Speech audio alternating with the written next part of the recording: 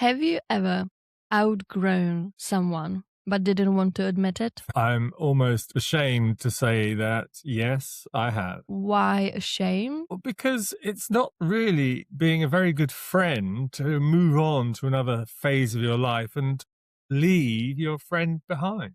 Maybe not, but there is so much more to adulthood friendships, and they are just so much more complicated than we think they are. This isn't a podcast with all the answers. It's a conversation about figuring things out as you go. From two very different generations. With Michelle R. Williams and Nick Hurst. Welcome to Life Happens. And we're back with our second episode devoted to friendship. And I just want to point out that I forgot to change. I'm wearing the same shirt as I was wearing last week. But wait a minute, Michelle. Now I think about it. You just made us look so terrible. Say the truth. Say how it really is. That we just got very few clothes and we tend to wear the same thing.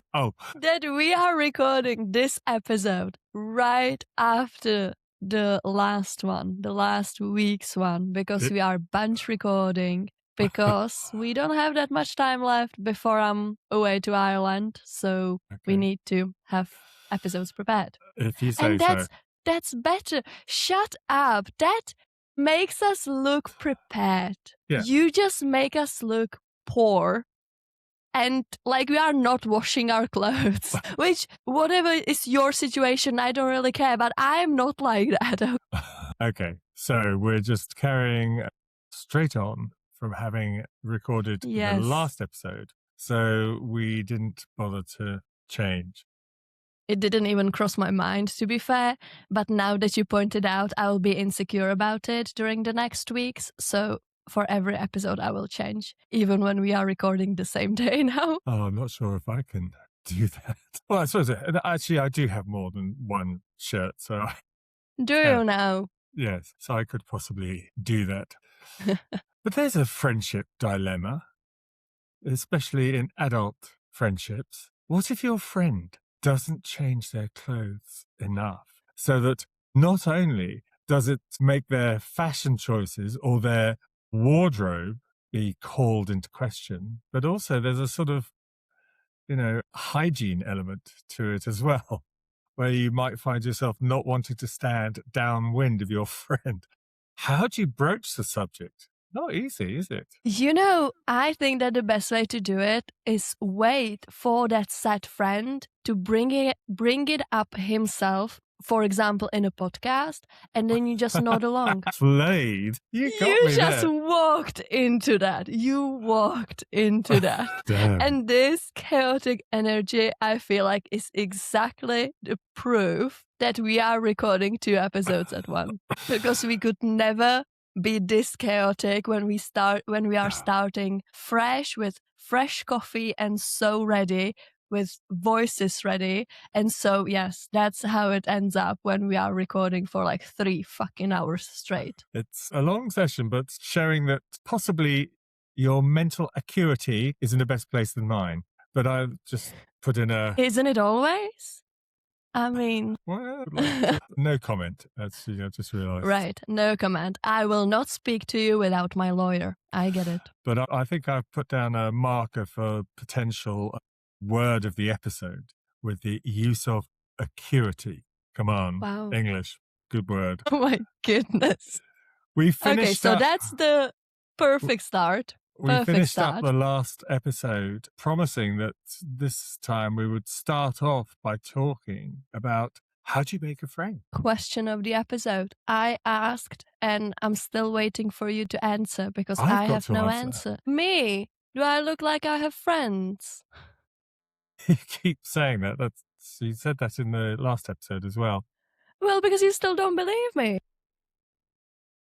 There's 2 different things there, because it's one, when you first start making friends, we talked about this a lot in the last episode, the forced proximity syndrome, where you go to school and you're thrust together with a whole load of friends, whole load of classmates, some of whom may become friends at some point in your future. Then you go to your secondary school, same thing happens, but you're a bit more socially aware, a bit more developed. But when you move out into adulthood, you still have the forced proximity thing, at work, unless you do a very solitary job. So if you want lots of friends, don't be a lighthouse keeper. Wow. There you go. Actually, Philosophic thought of the day, really. I don't think you have lighthouse keepers anymore, do you? I mean, it's just all automated. Do I look like someone who would know the answer to that, Nick? No, well, But obviously. if it's still something you can do, I'm volunteering over here. I mean, it doesn't look like such a bad option, being a lighthouse keeper. Hear me out. No? Okay. I can see some of the attraction of it. I just wonder whether really extended periods of solitude would, in the end, really play havoc with mental health. I was about to say your mental health, but I don't mean you. I mean just generally anybody. But that's why we need friends. You really do need friends. I'm going to quote another cliched quote here. No man is an island, or woman for that matter. And we need to be able to interact. So when you move into adulthood, how do you make friends? And I've made new friends throughout my life. And a lot of it has come through the old English institution of the pub, which sadly is kind of dying now. I spent years and years and years where I would go to the pub every night. I'd come home from work. I might go to the gym. I might cook something to eat. And then I would always go to the pub.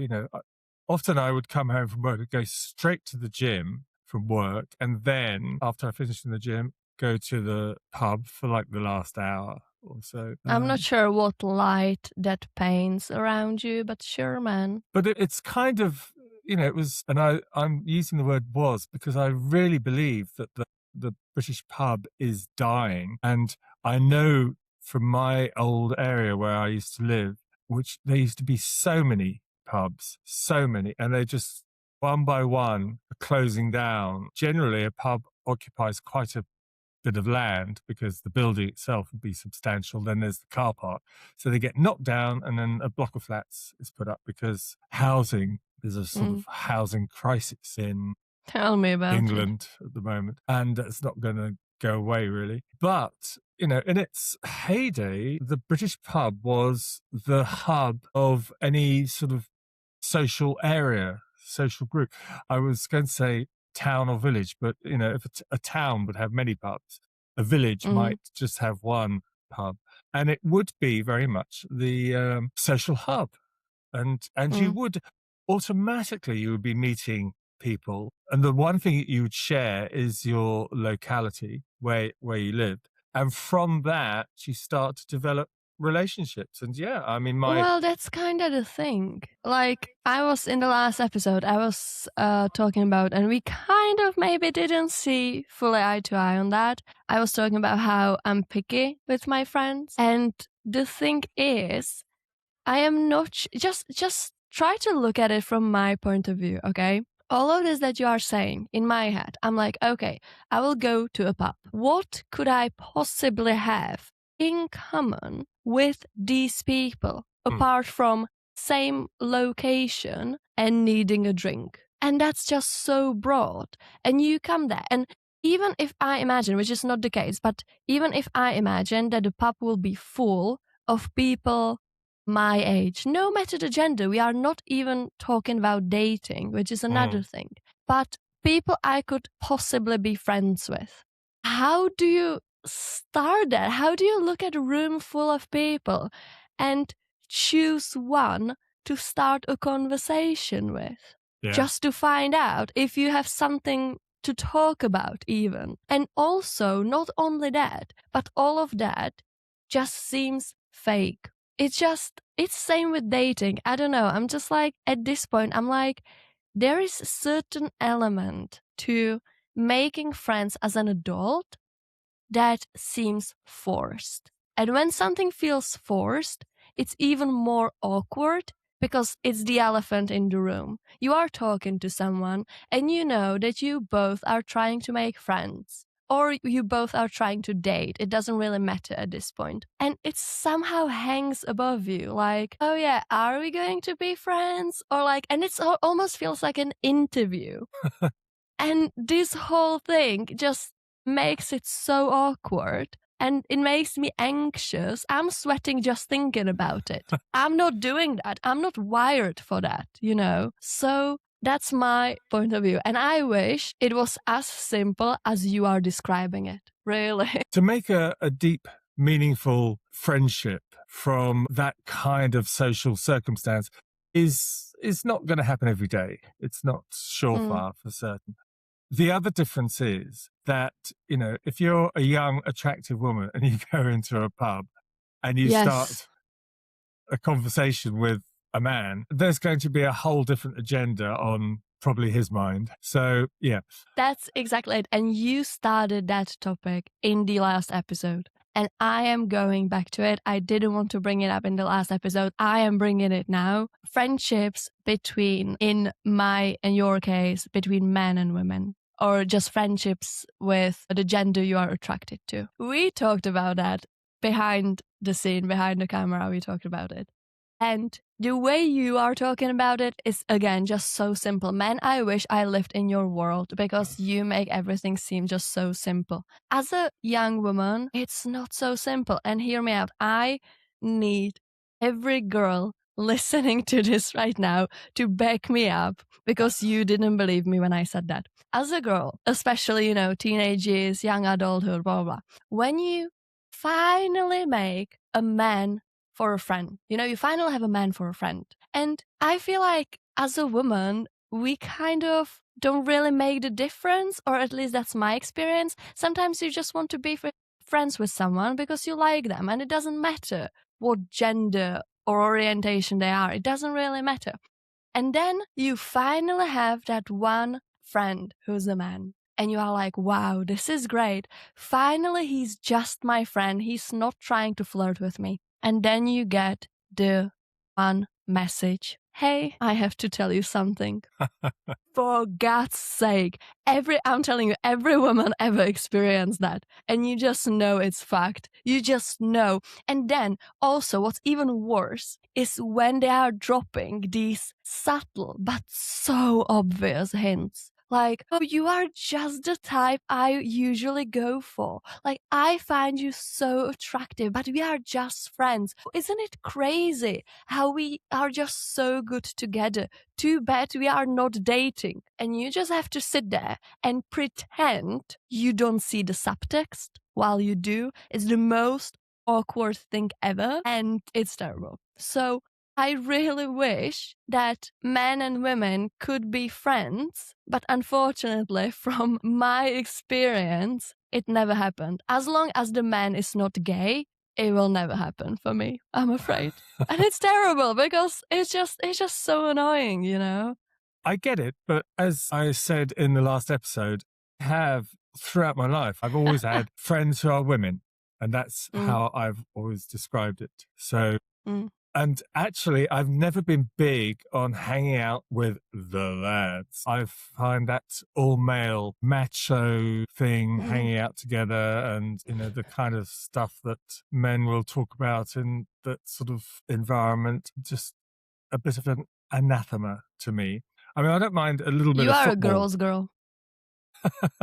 I just know that. And that's the only reason we can be friends, because you are a girl's girl. And I love that. I'm not sure girl's girl is the right phrase. But going back to how to make friends, I think, you know, it sounds like a sort of self-help episode. You need, the classic thing is join clubs or do activities, social activities, where you will meet like-minded people. So if you like flower arranging, for example, you go to, you know, your local flower arranging class on a Thursday night. I can't say with any real belief that I've done that. I'm sort of trying to search my memory banks here and thinking of friends I've had over the years, but I guess it does work.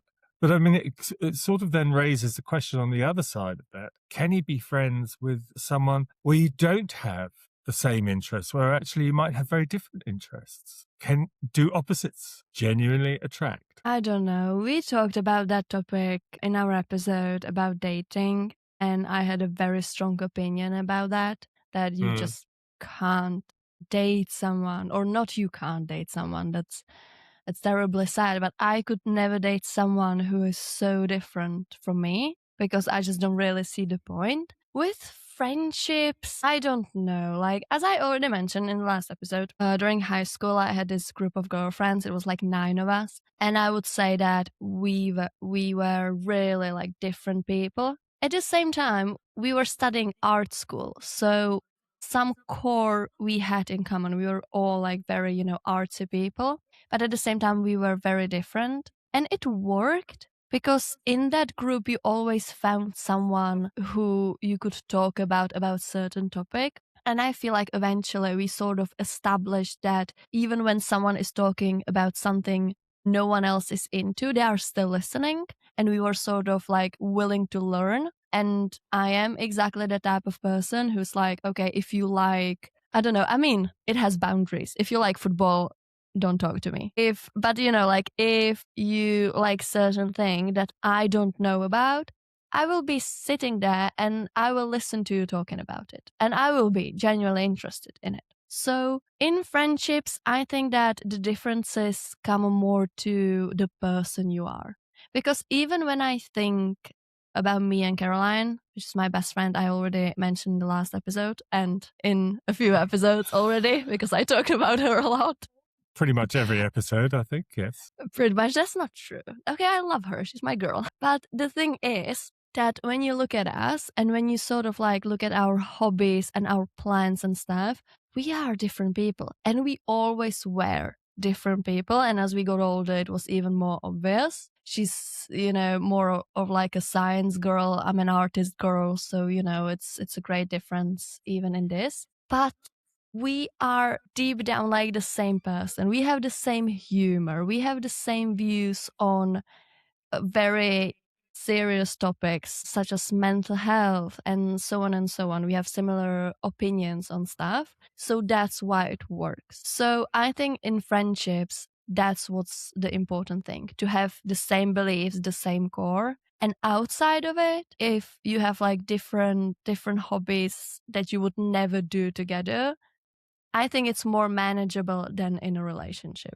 Now, talking about maintaining a friendship, there's kind of unwritten rules, really. But I wonder, how often should you talk or be together to actually be close? Is there a rule about that, do you think? I have no idea. I am someone who has great issues with replying to messages. I don't do that. I simply do not reply to messages. Really, for some fucking reason, I really struggle with that. So when you text me, I mean, not you, because, well, I kind of have to answer you. Like, as a friend who I don't see on daily basis, when they text me, I just don't reply for weeks or eventually like ever, because I don't know. I don't have the inner strength for it. I don't know what's wrong with me. That's just who I am. But then when I see them in person, I am all there for them and I'm so close with them and it all works. And some people know that about me, even Caroline. And I mean, she's the same. So sometimes we literally don't text or call or talk for like, I don't know, a month, 2 months, and we literally live next to each other. And then we see each other and we are completely fine and nothing ever changed between us. But then I have friends who don't really understand it and who sort of cut me away because I didn't reply to their message, which is completely fair, to be honest, because it does come across as very rude if you don't know that that's who I am and that it's nothing personal if I don't reply to your message. So I think it really depends on the compatibility of like, two people. And like, if you just know or share the communication method. You know what I'm saying? Well, when you say shared communication method, what do you mean? You mean that if you're not known for replying to text messages, then don't text Michelle? Basically, it's more like you have some friends that you can just text with. Yeah. And you can talk to them for hours through messages, which is not me. I am the type of person that if we are already friends and you text me like, hey, how are you doing? Blah, blah, blah. I'm just like, I don't really like it because it just feels wrong. But if you text me, hey, I'm in your city Thursday, 3 p.m. Do you want to have coffee? I Yeah. will simply reply, yes, of course. Message communication done. I will meet you and we will have the best time ever. And we will talk for 5 hours. But don't really talk to me over messages because I can't do that. You know what I'm saying? Well, I think any true friendship needs that face-to-face contact, being in the same space, as it were, the same place. Yeah, says you Or who lives in a different country than I do. What is Well- that supposed to mean? We're kind of an exception that perhaps proves the rule. But what do you think actually counts as being a good friend as opposed to a friendly acquaintance? Honestly, giving the other person what they need and having them give you what you need. Whatever that is. Because I won't be sitting here and give you rules about, you have to hang out every week or you have to talk about your deepest secrets. No, that's so personal that I could never say something like that. But if you have someone in your life who is giving you exactly what you need, who is making your everyday life better and you are able to give it back to them, so it's not just one-sided because that's not really healthy, then I think that that's everything that the friendship needs. And also, one of the sort of things that I want to point out is that you always have friends for different occasions, which I love. And we did talk about that. Yeah, I was going to talk about that as well because Yeah. I think is very true. So close are these friends, though. I think if you have a really close friend, they're part of your every facet of your life. Yeah. Explain to me that idea of the different friends for different occasions. I mean, I'm sure that you can imagine, if you look at your friends and someone would ask you okay, who would you go out drinking with? You would choose one of these friends, but you would also have a friend with whom you'd be like, I would never go out drinking with him because it would end up terribly. Or you have friends that you absolutely love, but you can't be with them long term. You have friends you just can't go on a vacation with and spend, a week with them 24/7 because you would just murder each other. But otherwise, you love them. And when you are hanging out with them for 3 hours, 1 day a week, it's absolutely amazing. But you could never go camping with them. Or you have friends that you can have these deep conversations with. And when you are just falling apart and you have struggles with your mental health, you can go to them. I call it, a therapist friend, which is usually what I am in any group. And you can just go to them and tell them, and they will listen, or if you need it, they will help you. And then you have other friends with whom you would never bring your issues up for different reasons. They wouldn't understand, or it would make things awkward. You are just not on that level of friendship. And, that's based on so many different things. So you just have different friends for different occasions. You do, and you remind me now of all sort of different friends that I have in different countries. And, if I go to England, then I will meet up with friends there, and it's just like, bang, you're back. It's as though... That's the best. Yeah, as though you hadn't been apart. But because you have been apart, you have lots to talk about, to catch up on. So that actually makes it even better. And then when I go back to Czechia, as I have just been, then there's various people, you included, who I can then spend time with and catch up with. And that's great as well. I love the fact when I go back there, I go back to where my house is in the village north of Prague. And this small little village, and I can go to our local hostelry, which is also our local football club. And then I'll see people that I vaguely know, or we know a bit. And there's one guy there, for example, who is always there, and he has a big strong interest in football. He's an elderly gentleman and he speaks no English. And as you know, my Czech is a little bit rusty. A little bit, but you are getting there. But the thing is, we just somehow there's this kind of bond there. And so we always end up having this ridiculous conversation where he'll talk to me in Czech, and he doesn't. Well, actually, he's very hard of hearing, so there's no point in me talking to him anyway. And like people who have hearing difficulties, he tends to talk quite loudly. So I think and this is actually a very British thing to do. We do this when we're talking to somebody from another country. We feel that if we just talk much louder and slower, they're bound to understand. And that's what he does to me. But it's quite funny. But in a way, I would count him as a friend. And I really like when I see him, when we, hanging out at the football club in my local village. So yeah, different friend But for you different wouldn't occasion. invite him out to anything, to just call him up. Do you even have his phone number? You wouldn't just call him up like, hey, let's have dinner. No, you wouldn't, because that would be so awkward. For instance, there's another guy I know locally who I met in a local wine bar in a town called Karlovy. Of course. And he and I, we have exchanged phone numbers. He's Czech, but his job is very international. He has to travel around the world. It's to do with the oil industry. So he speaks English, and he wants constantly to practice his English, which is actually very, very good. And so we tend to hang out, but of course now we're in different countries, and I haven't seen him since I moved to Belgium. But yeah, you're right. You can have different friends for different parts of your life. And I think it's really, really healthy to do that if you can.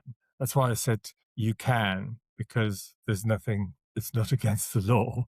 And I didn't say do, because obviously, not everyone finds it easy to meet people or make new friends, as we've discussed this week and in the last episode. Yeah. But I think, the more different friends you have for different parts of your life, the healthier it is. That would be my. And I think and then it's crazy when they all meet and suddenly you don't know how to act. But there was another thing that you mentioned that I sort of wanted to talk about, and that is the language barrier. Because, obviously you experience that a lot in Czechia, I can imagine. And I had the same issue in America, which I kind of wasn't expecting. And it wasn't with Americans, but I went there to work as an au pair, as a nanny. And obviously, there was this whole large group of us, and we had an agent, and she was organizing all these things for us, and blah, blah, blah.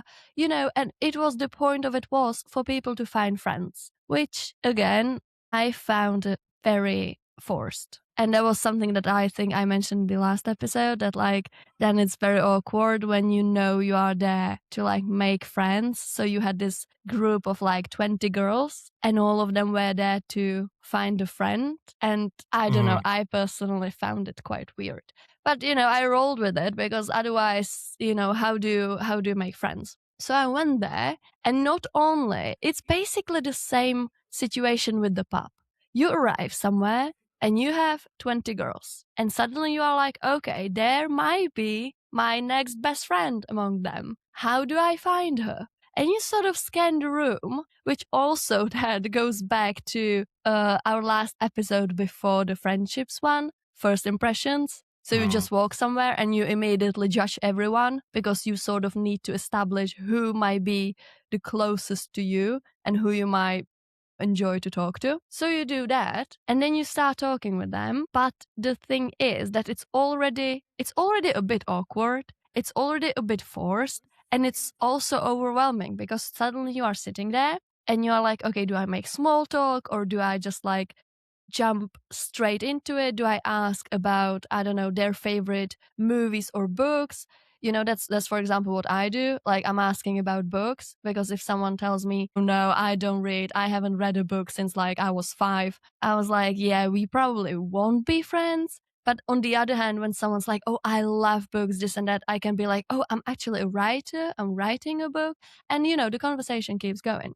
But this all is just overwhelming. And then you finally sort of establish someone who you think you might be close to, and they don't speak English, or their English is their second language and your English is your second language. And that was something I terribly struggled with, because my English is quite good and like I'm confident in it and it's fine. And when I'm meeting with native speakers, I am totally fine and I don't feel any language barrier. But when you are talking to someone who's like, I don't know, German or Brazilian, or I don't know, their English is not really there. And also they are not really confident in it. You just have to focus on it more, which makes it even worse. And it's just, and I always came home from these things and I was just exhausted. I was like, it was so awkward and it was weird. So it always ended up with groups of people who spoke the same language. So there were so many girls who spoke Spanish. So they immediately became one group and spoke Spanish the whole time. And you are there sort of like, now I was pushed out of that group because I don't speak Spanish, and if they can speak their native language, they don't want to speak English. And as I was there, and there were very little like very few European girls. And even when there were quite a few German girls and French girls, which I don't speak any of that. I speak a little bit of French. And so I was there as the only Czech girl. And so I was like, who do I talk to? And eventually I befriended this girl. She was Polish. So like personality, like she was quite similar to me, because also there are huge personality differences between, for example, Spanish girls and certain European girls, Slavic girls, if I say it like that. So I was like, great. She's also new. She's Polish. She seems like someone I could be friends with. But then the language barrier was still there, because even though Czech and Polish can sometimes be similar, you can never talk with each other in your native language. No. So that was just so annoying. And the only thing I'm really happy about was that when I started the whole experience and when I moved to America, I went to New York for first like 3 days, and I met a girl who was Slovakian. And Slovakian people and Czech people can speak their native languages together. So that was just so amazing, because I didn't have to worry about it. I was just like, I'll be speaking Czech. I mean, I kind of tend to switch into Slovakian after a time when I'm not focusing on it, which is embarrassing. But I didn't have to focus on that. And I could actually focus on getting to know her and building the friendship.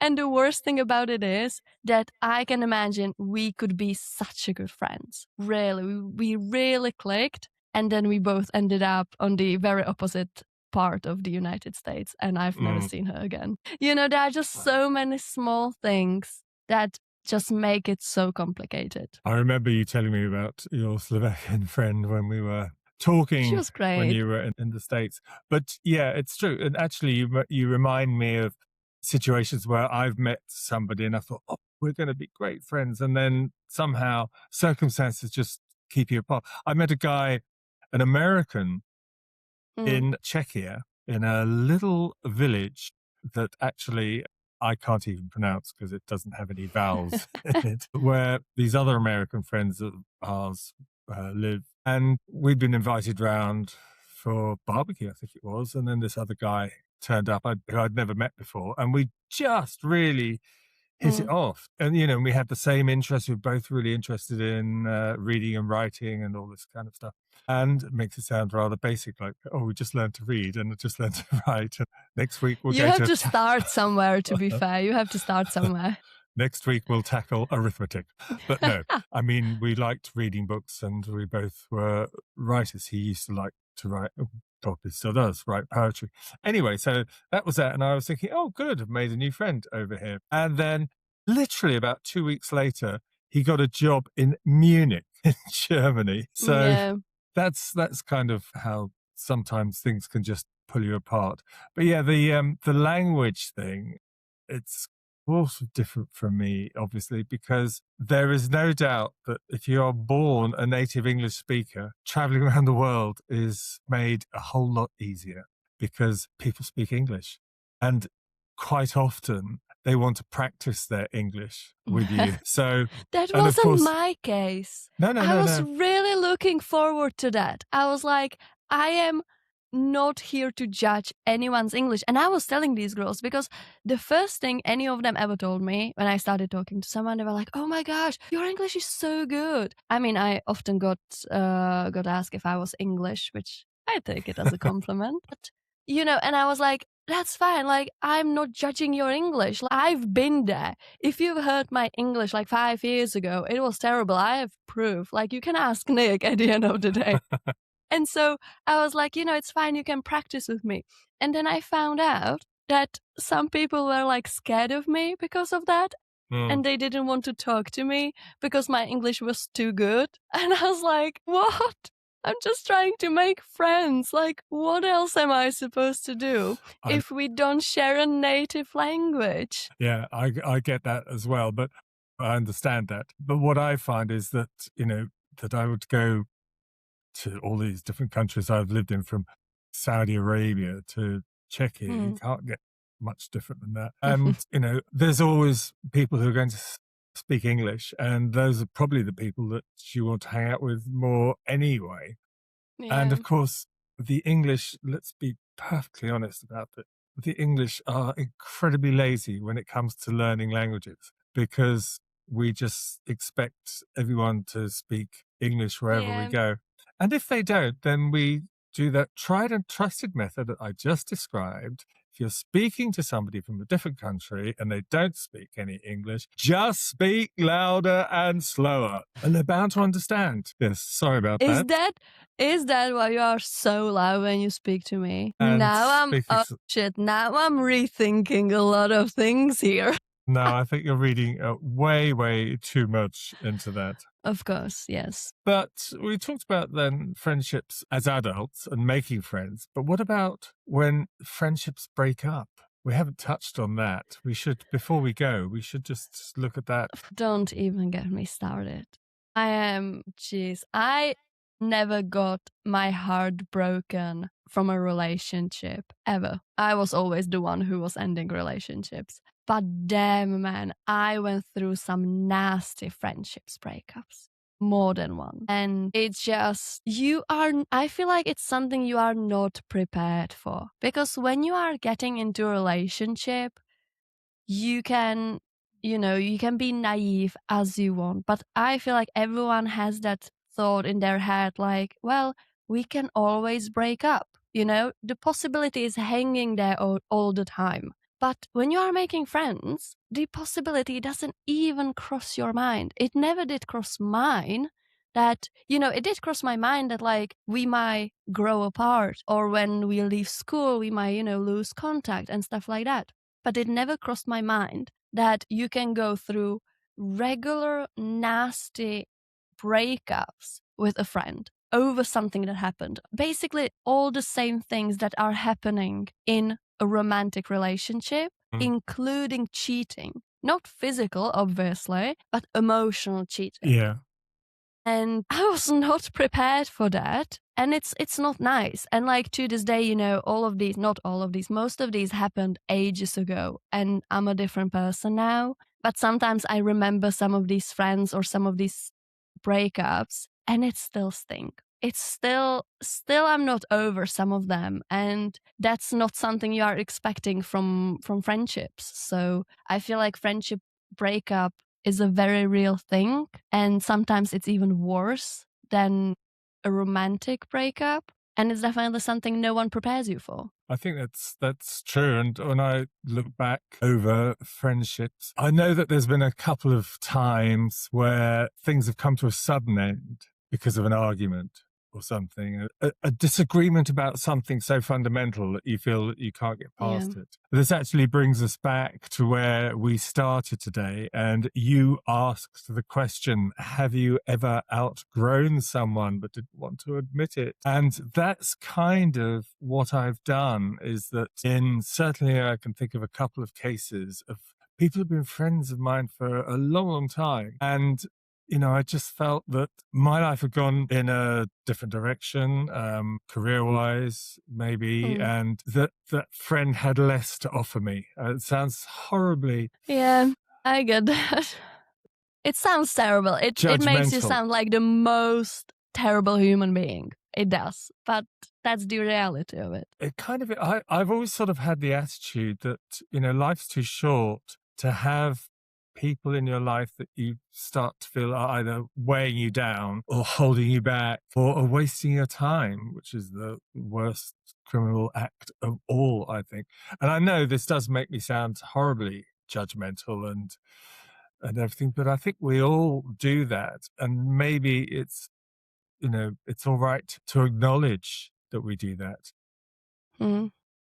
But maybe we should also learn to be a bit nicer or a bit more tolerant. But Yeah. it's not about being tolerant. It's about, you know, what you need here and now. And some things just evolve naturally anyway. Yeah, it's a gray area, and like, you know, even things that I'm seeing now like around myself, and I feel like it also might be a thing about being a woman, but it's also about being the age I am now. When suddenly when I look at my friends, we all have such different life paths. And sometimes it's really hard to, I don't know, it's not comparison. Sometimes it's just like, how can we be friends if our lives are so different? And like, for example, you know, I am someone who's focused on my career. I want to move abroad. I want to, you know, keep studying. I want to build a career and life for myself independently.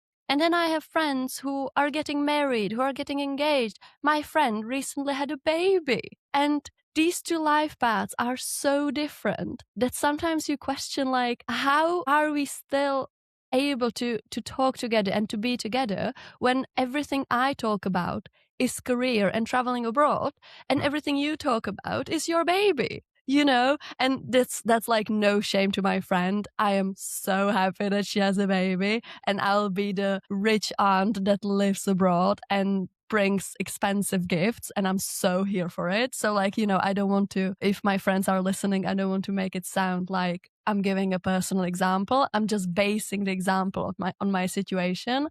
And it's another thing that is just so complicated, because some people, and again, that's not my case or my friends, but I can imagine some people being strictly against kids. Like, oh no, you don't have to, you are too young to have kids. You are too young to get married, like build your life. And some people get married or have a kid, and suddenly it's everything they are, which neither of these sides are bad. I'm not shaming neither of them. I'm just saying that usually these two people can't be friends, or it has some effect on their friendship.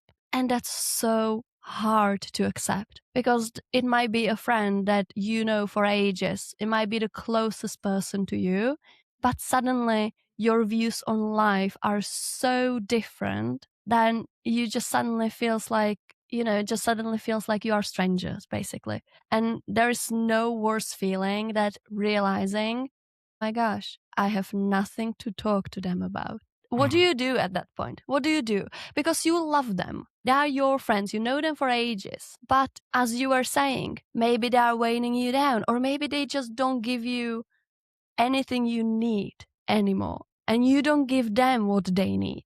What do you do? Do you break up with them? Do you ghost them? Do you try to force the relationship? What do you do?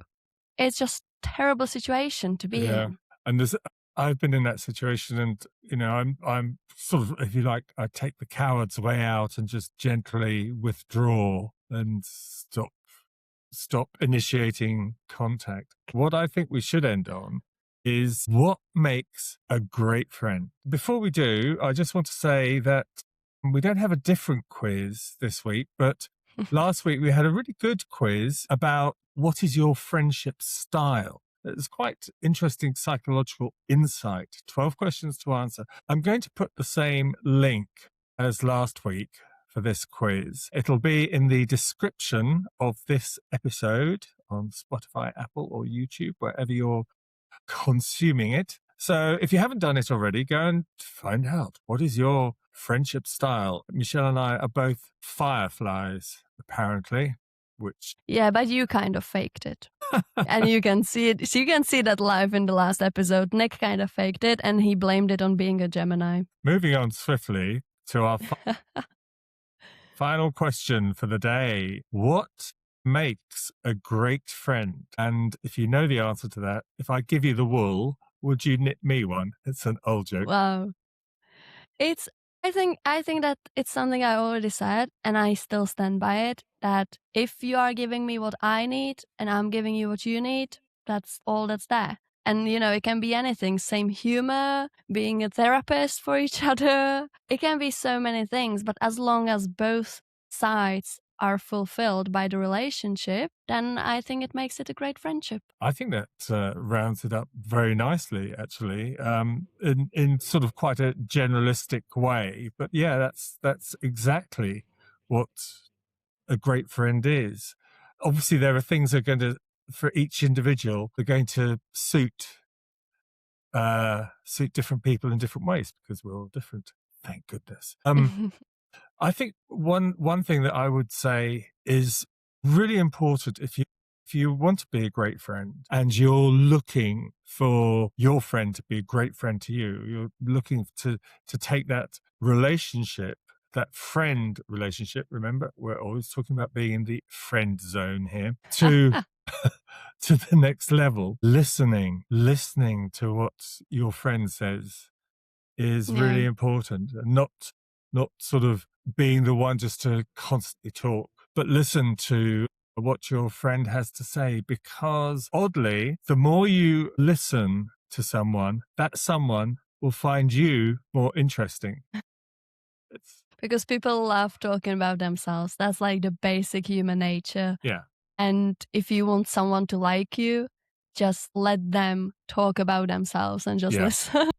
Absolutely, that is absolutely true. Everybody's favorite subject is themselves. When I used to work for the BBC and I would be doing these interviews every week, normally with rock musicians, and they do so many interviews. So they could do an interview just completely on automatic pilot. So what I would do at the beginning of every interview before the microphones went on is I would ask them a question about themselves, and I would do some digging and research into their lives to try and make sure I asked them something that they'd never been asked before. And it wouldn't be something that would be broadcasted necessarily. 99% of the time, not. It was just like with private chats before we start. But it would suddenly get, engage their brains. And A, they'd think, I haven't been asked that before. And B, they think, oh, this guy knows something about me, which people find flattering. So do that with your friends. Not that you're interviewing your friends the whole time, but just that, No, that ability I know what you mean. to listen. Yeah, because I genuinely, absolutely, I'm a yapper. I mean, I have a podcast, I assume me.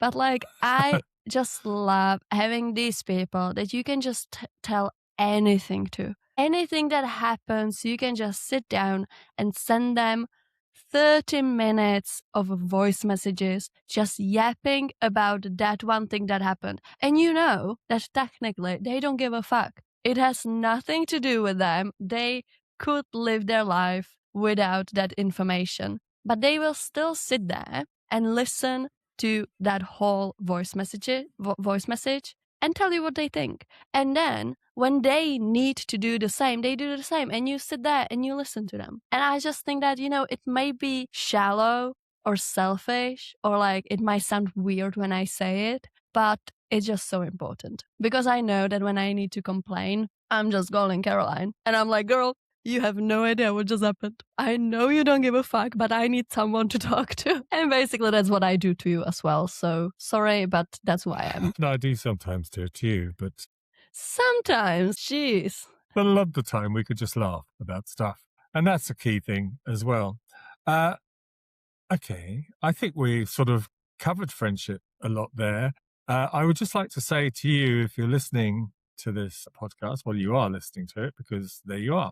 Thanks for listening. B, go to the description of the podcast and try out the quiz. The link is there. All you need to do is click on it and then do the quiz. And it is quite fun. It's 12 questions and you get 4 I think 4 options for each question. Choose the one that likes you. And then at the end, you'll get a little bit of a psychological report about the kind of friend that you are. But before you do that, don't forget to like the Life Happens podcast and subscribe to the Life Happens podcast. It just helps us and then shows us that you're being our friend, for which we thank you.